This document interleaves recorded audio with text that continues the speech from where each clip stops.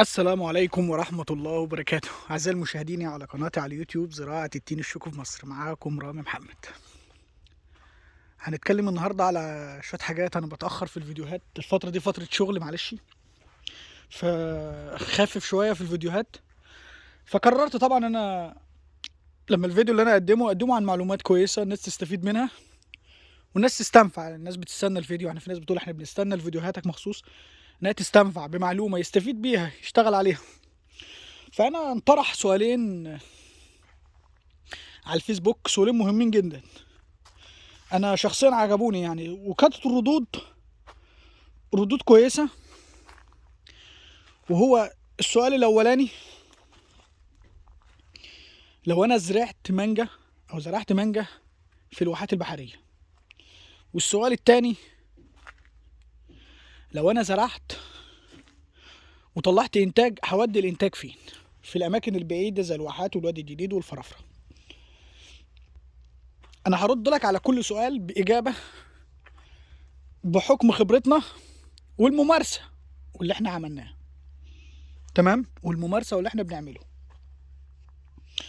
السؤال الاولاني موضوع المانجا واللي اتكلمت فيه كتير. انا لو زرعت مانجا في الواحات البحريه، اولا السؤال انطرح على الفيسبوك من بعض الناس اللي بتفكر تستثمر زراعه المانجا في الواحات البحريه، وكانت الردود عليه تخطت ال 150 رد. وال 150 رد عباره: لا تزرع مانجا نهائي في الواحات البحريه. ال 150 ما فيش واحد قال له ازرع وتوكل وبتكسب معايا. تمام؟ والاسباب معروفه: التربه لا تصلح للمانجا، جو لا يصلح للمانجا. ما تقنعنيش بقى نزرع نخيل ويغطي ويعمل صقيع والحوارات من ده كله. كل ده شغل رسومات وشغل روتيني وفاشل. اوكي؟ فانت هتمشي ورا الارقام والكلام ده كله؟ لا، هتتورط وهتدفع وهتزرع مانجا وهتفشل معاك. هتبقى شجره لا تجيب معاك عائد ولا تجيب معاك مصاريفها، حتى مش هتجيب معاك مصاريفها. رغم سمعه المانجا اللي مسمعها في مصر وتاريخها الطويل في مصر، بس ليها اماكن تشتغل فيها.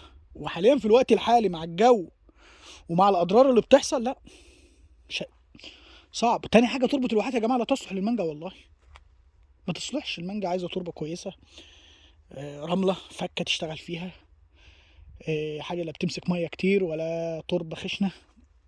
دور. هي المانجا كده شجره.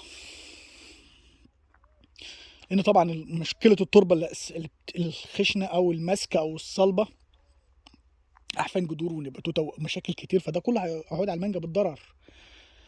وبتبقى نمو الخضري تعبان خالص، ده عود على المانجا بالضرر برضو كل ده. فحاول تتفادى القصه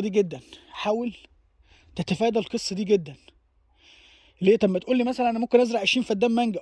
اوكي، ازرع 20 فدان، بس مصاريفهم هيبقوا عاليين جدا، عاليين جدا بطريقه رهيبه. هترجع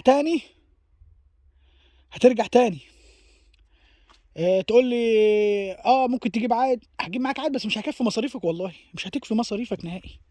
اوكي؟ مش هتكفي مصاريفك. عشان بس انا بديك سؤال انطرح على الفيسبوك من الناس اللي بتفكر تزرع، وكانت الردود عليه اكتر من 150 رد رفض نهائي: اوعى تزرع مانجا. والناس دي كلها زرعت عن تجارب وفشلت. اوكي؟ دي نقطه.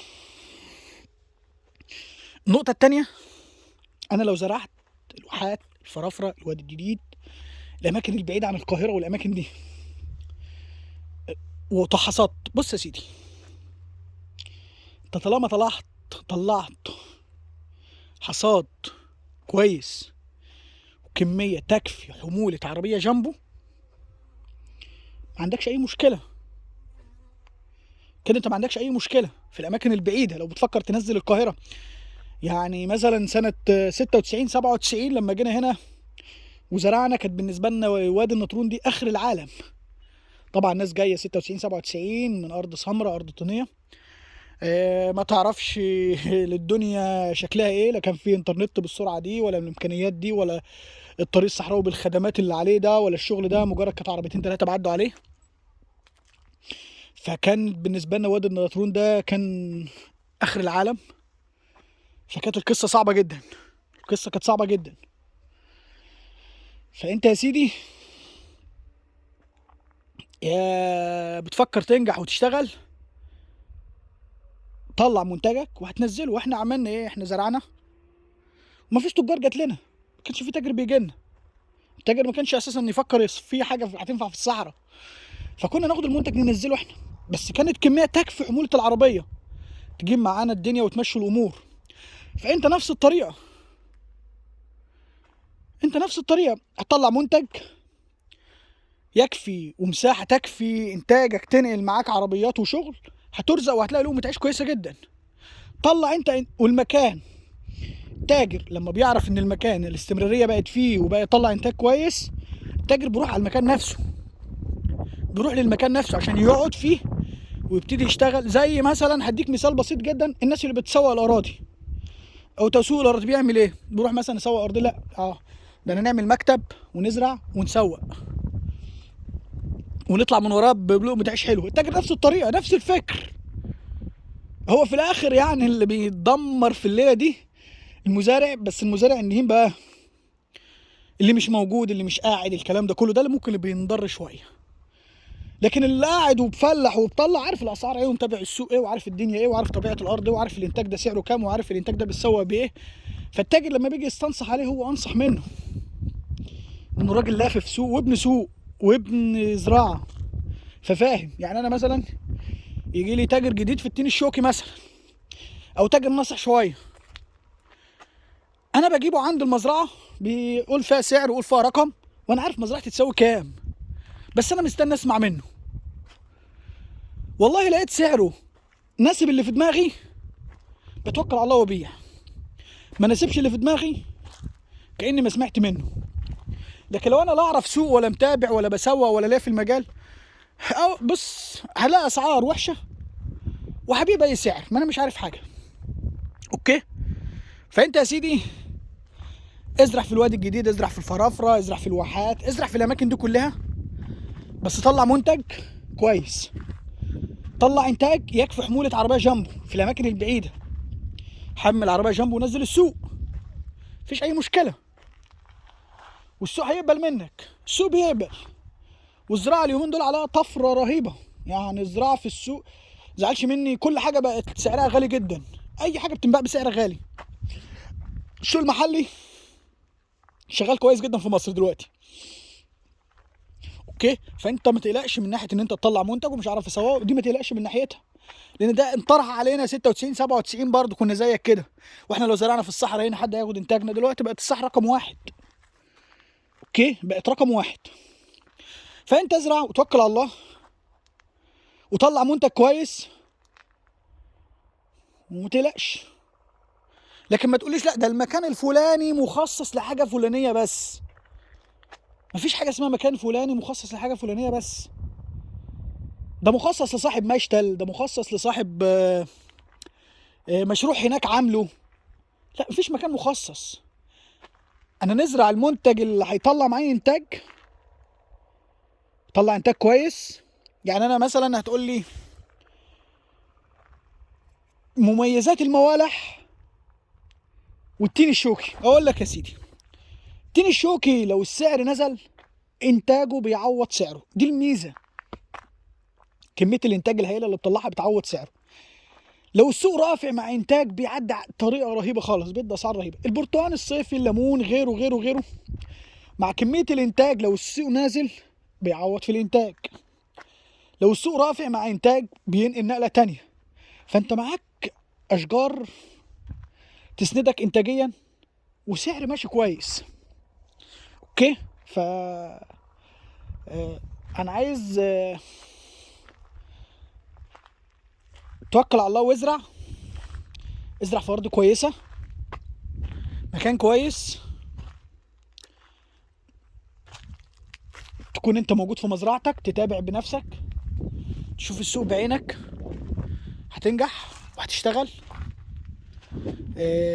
كل ده هيسهل عليك امور كتير.